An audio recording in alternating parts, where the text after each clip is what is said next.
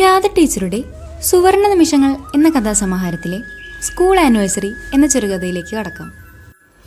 ഇന്ന് staff meeting കൂടാമെന്ന് പറഞ്ഞത് ഒരു പ്രത്യേക കാര്യം അറിയിക്കാനാണ്. ഹെഡ് മാസ്റ്റർ മുഖവരിയില്ലാതെ പറഞ്ഞു. എല്ലാവരും ആകാംക്ഷാഭരിതരായി. കാര്യം ഗൗരവമേറിയതൊന്നുമല്ല. നമ്മുടെ ഇക്കൊല്ലത്തെ ആനിവേഴ്സറി കെങ്കേമമാക്കണം. അതിൻ്റെ ഒരു അഭിലാഷമാണ്. എൻ്റെ സേവനം ഈ വർഷം അവസാനിക്കുകയാണല്ലോ. നിങ്ങളുടെ എല്ലാ അഭിപ്രായം എന്താണ്? അതിനെന്താ സാർ, സാറിൻ്റെ താല്പര്യം അതാണെങ്കിൽ നമുക്ക് ഗംഭീരമായി തന്നെ ആനിവേഴ്സറി കൊണ്ടാടാം. അധ്യാപകർ ഒന്നടങ്കം സമ്മതം രേഖപ്പെടുത്തി. ഹെഡ് മാസ്റ്ററുടെ മുഖത്ത് ആനന്ദത്തിൻ്റെ പ്രകാശം പരന്നു. എന്നാൽ ഇപ്പോൾ തന്നെ അതിൻ്റെ മുന്നോടിയായി ഒരു കമ്മിറ്റി രൂപീകരിക്കാം. കമ്മിറ്റിയിൽ അംഗമാകാൻ താല്പര്യമുള്ളവർ കൈപൊക്കിയാട്ടെ. അധ്യാപകർ പലരും കൈപൊക്കി. കൂട്ടത്തിൽ ഞാനും സഹകരിച്ചു. അങ്ങനെ 10 അംഗ കമ്മിറ്റി തിരഞ്ഞെടുത്തു. ഇനി ഓരോരുത്തരും അവരവരുടെ സഹായികളെ തിരഞ്ഞെടുത്തോളൂ. ഹെഡ് മാസ്റ്റർ ഓഫീസ് മുറി ലക്ഷ്യമാക്കി നടന്നു നീങ്ങി. കമ്മിറ്റി മെമ്പേഴ്സ് സഹായികളായി അവരുടെ സമ്മതത്തോടെ 4 അധ്യാപകരെ വീതം തിരഞ്ഞെടുക്കുകയും ഓരോരോ ചുമതലകൾ ഏൽപ്പിച്ചു കൊടുക്കുകയും ചെയ്തു. രംഗപൂജ ശാന്ത ടീച്ചർ, ലളിതഗാനം സംഘഗാനം പാട്ടു ടീച്ചർ, ഒപ്പന തിരുവാതിരക്കളി തങ്കമണി ടീച്ചർ, ഉപകരണ സംഗീതം ടാബ്ലോ പ്രച്ഛന്ന വേഷം തുടങ്ങിയവ ഗോപൻ സാർ, നൃത്ത പരിപാടികൾ നാടകം Hemalatha teacher, stage control Ashokan sir തുടങ്ങിയവരെ ചുമതലകൾ ഏൽപ്പിച്ചു. ആനിവേഴ്സറി കെങ്കേമമാക്കുന്നതിൻ്റെ ഭാഗമായി നൃത്തം, ഒപ്പന, തിരുവാതിരക്കളി, നാടകം എന്നിവ പഠിപ്പിക്കാനുള്ള മാസ്റ്റർമാരെ ഏർപ്പെടുത്തിക്കൊള്ളാൻ ഹെഡ് മാസ്റ്റർ നിർദ്ദേശം നൽകി. അതനുസരിച്ച് ചുമതലയേറ്റ അധ്യാപകർ പരിശീലനത്തിന് ആവശ്യമായവരെ കണ്ടെത്തുകയും ഒഴിഞ്ഞുകിടക്കുന്ന മുറികളിൽ പ്രാക്ടീസ് ആരംഭിക്കുകയും ചെയ്തു. നാടകം പ്രാക്ടീസ് ചെയ്യാനായി കുട്ടികൾ തിരഞ്ഞെടുത്തത് ഓഫീസിൻ്റെ മുകളിലുള്ള മുറിയാണ്. നാടോടി നൃത്തം, സംഘനൃത്തം തുടങ്ങിയവയ്ക്ക് ചെറു ക്ലാസ്സുകളിലെ കുട്ടികളാണ് പേര് കൊടുത്തിട്ടുള്ളത്. 10ാം തരത്തിലെ 1-2 കുട്ടികൾ നാടോടി നൃത്തം അവതരിപ്പിക്കാൻ തയ്യാറായി എത്തിയിട്ടുണ്ട്. എന്നാൽ നാടകം അഭിനയിക്കാൻ തയ്യാറായവർ 10ാം തരത്തിലെ ആൺകുട്ടികളാണ്. അവർ യൂത്ത് ഫെസ്റ്റിവലിൽ 1ാം സ്ഥാനം നേടിയവരാണ്. മറ്റുള്ള കുട്ടികൾക്ക് പ്രാക്ടീസിനായി മുഴുവൻ ക്ലാസ് സമയം അനുവദിച്ചിരുന്നെങ്കിലും 10ാം തരക്കാർക്ക് ഇടവേളകളും ഒഴിവു ദിവസങ്ങളും മാത്രമേ പരിശീലനത്തിനായി ലഭിച്ചിരുന്നുള്ളൂ. ഞങ്ങൾ മുകളിലെ നിലയിലുള്ള മുറിയിലേക്ക് കയറി ചെല്ലുമ്പോൾ നാടക സംവിധായകൻ അഭിനേതാക്കളെ നിർണയിക്കുകയായിരുന്നു. കുടുംബനാഥനായി സുനിൽകുമാർ, അമ്മ വേഷം ഷൈജൻ, മകൻ ബെന്നി, മകൾ ഷാജി, ക്രൂരനായ ഭർത്താവ് സജീവൻ, മുതലാളി റീജൻ, രാഷ്ട്രീയക്കാരൻ ബിബിൻ എന്നിങ്ങനെ കഥാപാത്രങ്ങളും പറഞ്ഞു കൊടുത്തു. അങ്ങനെ ആഴ്ചകളോളം നീണ്ടുനിന്ന പരിശീലനത്തിനൊടുവിൽ ആ സുദിനവും വന്നെത്തി. സ്കൂളിൻ്റെ ഗേറ്റിലെത്തിയപ്പോൾ തന്നെ റെക്കോർഡ് സംഗീതം മൈക്കിലൂടെ ഒഴുകി വന്നു. ഓഫീസിൽ ചെന്ന് രജിസ്റ്ററിൽ ഒപ്പിട്ട് കുട്ടികളുടെ ഹാജർ പുസ്തകവും എടുത്ത് സ്റ്റാഫ് റൂമിലെത്തി. ആനിവേഴ്സറി ദിനമായതുകൊണ്ട് കുട്ടികളെല്ലാം ഫ്രീ ആണല്ലോ. ഹാജർ നില മുഴുവനായും പ്രസന്റ് രേഖപ്പെടുത്തി.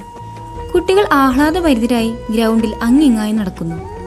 പലരുടെ കൈകളിൽ ഐസ്ക്രീം ബാറുകളും കപ്പലണ്ടി പാക്കറ്റുകളും കാണുന്നു. ഞങ്ങൾ കുട്ടികളുടെ പ്രാക്ടീസ് മുറികളിൽ കയറി ഇറങ്ങി. മേക്കപ്പ് ഇടുന്ന തിരക്കിലാണവർ. മുഖം മിനുക്കി കഴിഞ്ഞവർ മുടി പിന്നിക്കെട്ടുന്നു, ഡ്രസ്സുകൾ അണിയുന്നു. ആകെ ബഹളമയം.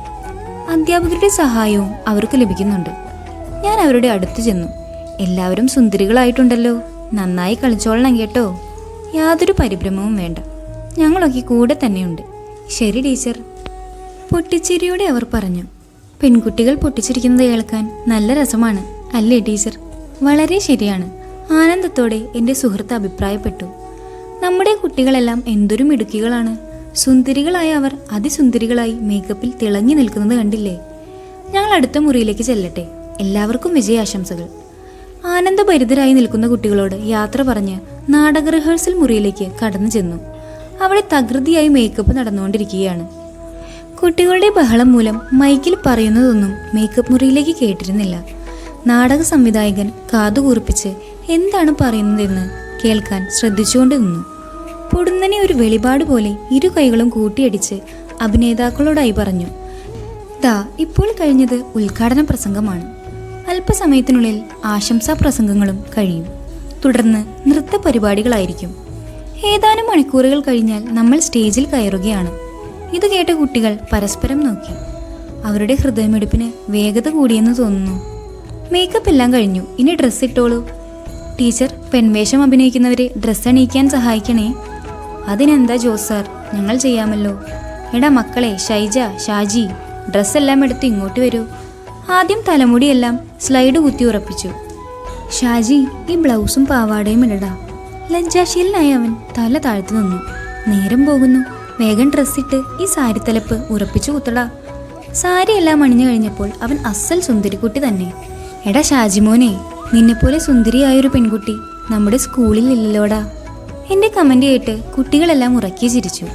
ഷൈജന്റെ അമ്മവേഷവും അതിമനോഹരമായിരുന്നു. നാടകത്തിന്റെ മേക്കപ്പ് കാണുവാൻ മുറിയുടെ പുറത്ത് വട്ടം കറങ്ങി നിൽക്കുന്ന കുട്ടികളോടായി സംവിധായകൻ പറഞ്ഞു, ആരും എവിടെ നിൽക്കരുത്, പരിപാടികൾ കണ്ട് ആസ്വദിക്കാൻ ഗ്രൗണ്ടിലേക്ക് പോയിക്കൊള്ളൂ. കുട്ടികൾ മനമില്ല മനമോടെ പിറുപിറുത്തുകൊണ്ട് നീങ്ങി. എടാ മക്കളെ, എന്നാൽ ഞങ്ങളും ഗ്രൗണ്ടിലേക്ക് ചെല്ലട്ടെ. ആരും ഡയലോഗ് തെറ്റിക്കരുത് കേട്ടോ. പരിഭ്രമിക്കൊന്നും വേണ്ട, എല്ലാവരും നന്നായി പ്രാർത്ഥിച്ചു പോന്നോളൂ. ഗ്രൗണ്ടിലെ കാഴ്ച അതിമനോഹരമായിരുന്നു. മിന്നാമിനുങ്ങുകൾ അന്തരീക്ഷത്തിൽ പാറിപ്പറക്കുന്നു. തോരണങ്ങൾ കൊണ്ടും അലങ്കാര ബൾബുകൾ കൊണ്ടും ഗ്രൗണ്ട് മുഴുവനും പ്രകാശമാനമാക്കിയിരിക്കുന്നു. ഒരു ജനസാഗരം തന്നെ ഗ്രൗണ്ടിൽ കാണാൻ കഴിഞ്ഞു. ഈ നാട്ടുകാർക്ക് ഒരു മഹോത്സവം തന്നെയാണ് നമ്മുടെ ആനിവേഴ്സറി. സ്റ്റേജിൽ ഇപ്പോൾ നാടോടി നൃത്തമാണ് അരങ്ങേറിക്കൊണ്ടിരിക്കുന്നത്. അതിസുന്ദരിയായ ജലജാമണി അരങ്ങു നിറഞ്ഞ് ആടുകയാണ്. ആ കണ്ണുകളിൽ മിന്നിമറയുന്ന ഭാവാഭിനയം ഒരു കലാതിലകത്തിൻ്റേത് തന്നെ. ലാസ്യഭംഗി നിറഞ്ഞ അസൽ നർത്തകി. നാടോടി നൃത്തത്തിന് ശേഷം സംഘനൃത്തത്തിനായി വേദിയൊരുങ്ങി. സ്റ്റേജിന്റെ മുന്നിലിരിക്കുന്ന സൗണ്ട് ഓപ്പറേറ്റർ മഞ്ഞ, നീല, പച്ച, ചുവപ്പ് എന്നീ കളറുകൾ നൃത്തക്കാർക്ക് നേരെ തിരിച്ചുവിട്ടു. ഈ വർണ്ണപ്രപഞ്ചത്തിൽ കാണികളും ആറാടി. പാട്ടിനൊപ്പമുള്ള നൃത്തച്ചുവടുകളാൽ ഏറെ ശ്രദ്ധയാകർഷിച്ച സംഘനൃത്തം നീണ്ട കരഘോഷത്തോടെയാണ് പൂർത്തിയായത്. പിന്നീട് സ്റ്റേജിൽ നിറഞ്ഞാടിയത് ഒപ്പനക്കാരും തിരുവാതിരക്കളിക്കാരുമാണ്. തനി കേരളീയ ശൈലിയിൽ അണിഞ്ഞൊരുങ്ങിയ മംഗമാരുടെ താളത്തിനനുസരിച്ച് ചുവടുകൾ വെച്ചുകൊണ്ടുള്ള കൈകൊട്ടിക്കളി ഏവരുടെയും മനം കുളിർപ്പിക്കുന്നതായിരുന്നു. ഒപ്പനക്കാരും ഒട്ടും മോശമായിരുന്നില്ല. അതിസുന്ദരിയായ മണവാട്ടിയുടെ ആടയാഭരണങ്ങളുടെ തിളക്കവും ലാസ്യഭാവത്തോടെയുള്ള ചുവടുവെപ്പും കാണികളുടെ മനം കവരുന്നു തന്നെയായിരുന്നു. എല്ലാം കണ്ട് മതിമറന്നിരിക്കുമ്പോഴാണ് അശോകൻ സാറിന്റെ അനൗൺസ്മെന്റ് മുഴങ്ങിയത്. നമ്മളെല്ലാം ആകാംക്ഷയോടെ കാത്തിരുന്ന നാടകം ഉടൻ ആരംഭിക്കുകയായി. നാടകത്തിന്റെ പേര് ആലയം. സംവിധാനം ജോസ് മണിമുറ്റം. രംഗത്ത് സുനിൽ, ഷൈജൻ, സജീവൻ, ഷാജി, റീജൻ, ബിബിൻ, സഹദേവൻ. നിർത്താതെയുള്ള കയ്യടിയാൽ യവനിക ഉയരുന്നു. ഒരു വീടിന്റെ ഉമ്മറം. അവിടെ വന്നു പോകുന്ന കഥാപാത്രങ്ങളിലൂടെയാണ് നാടകാവതരണം.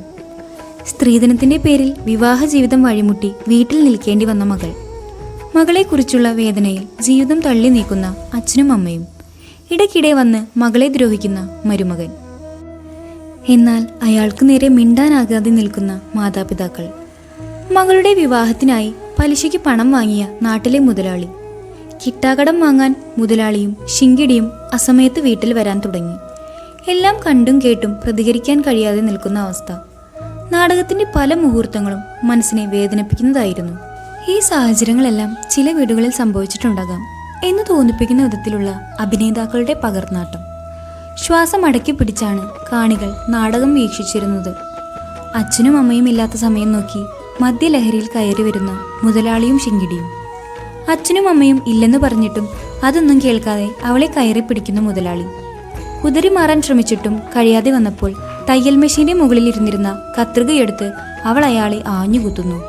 വേദനയോടെ പിടഞ്ഞു വീഴുന്ന മുതലാളി. പേടിച്ചരണ്ട സഹായി ഓടി മറയുന്നു. രക്തമൊലിക്കുന്ന കത്രിക ഉയർത്തിപ്പിടിച്ച് അവൾ വേരോടെ നിൽക്കുന്നു. തിരശീല മെല്ലെ മെല്ലെ താഴുന്നു. ഒരു നിശബ്ദത. ശേഷം നീണ്ട കയ്യടി. ഓരോരുത്തരും അവരവരുടെ ഭാഗം ഭംഗിയായി അഭിനയിച്ചു. അച്ഛൻ്റെ വേഷമിട്ട സുനിൽകുമാർ ഒരു പ്രൊഫഷണൽ നാടക നടൻ തന്നെ. അഭിനേതാക്കളെ അഭിനന്ദിക്കാൻ സ്റ്റേജിനു പിറകിലേക്ക് ഓടിക്കൂടുന്ന അധ്യാപകരും കുട്ടികളും. ഇതെല്ലാം കണ്ട് സ്റ്റേജിന്റെ മൂലയിൽ കസേരയിൽ ഇരിക്കുന്ന സംവിധായകൻ. അദ്ദേഹം പിറുപിറുക്കുന്നത് കേൾക്കാമായിരുന്നു. ആരും ഡയലോഗ് തെറ്റിച്ചില്ല. കുട്ടികളെ അഭിനന്ദിക്കാൻ ഹെഡ് മാസ്റ്ററും ഓടിയെടുത്തു.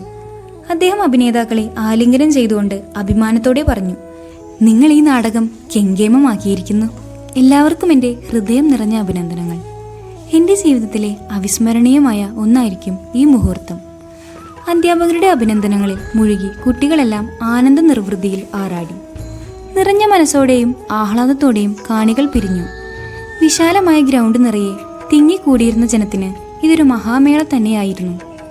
അവരുടെ കുട്ടികളുടെ കലാപ്രകടനമല്ലേ? ഇതിൽ പരം ഒരു ആനന്ദ മുഹൂർത്തമുണ്ടോ?